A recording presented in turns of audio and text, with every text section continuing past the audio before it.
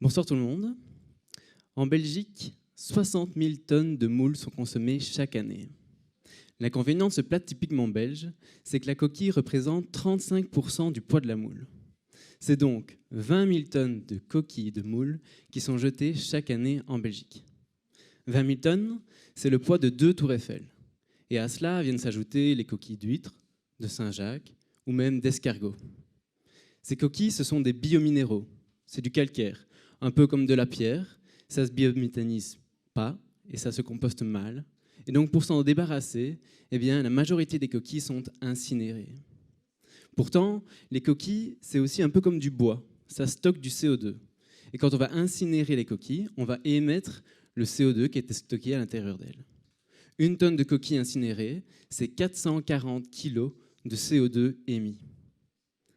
Et là, je vous parle exclusivement de la matière, de la chimie. Je ne vous parle pas de l'énergie nécessaire à l'incinération. Et en plus, je ne vous parle pas non plus d'une tonne, mais bien de 20 000 tonnes de coquilles. Et le plus aberrant là-dedans, en fait, c'est que les coquilles, on peut les utiliser dans plein de secteurs différents. En cosmétique, en peinture, dans le traitement des eaux, en alimentation animalière, en alimentation humaine, dans l'agriculture, dans la verrerie, dans la porcelaine et plein d'autres secteurs. Donc on est parti de ce constat. D'un côté, on se défait d'un déchet, d'un matériau, en émettant énormément de CO2, et en même temps, on va extraire des matériaux pour pouvoir servir et répondre à la demande des différents secteurs dont je viens de vous parler. Et donc, il y a un problème.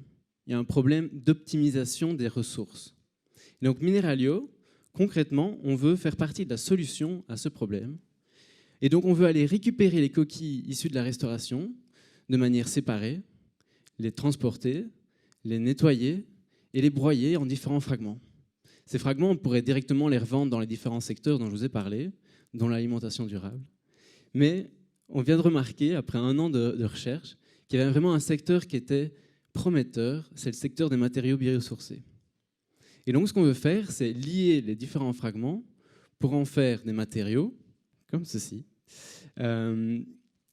Ça peut faire des objets, design, mais fonctionnels, qui, en fin de vie, pourront eux aussi être collectés, nettoyés, broyés, liés, et ainsi de suite.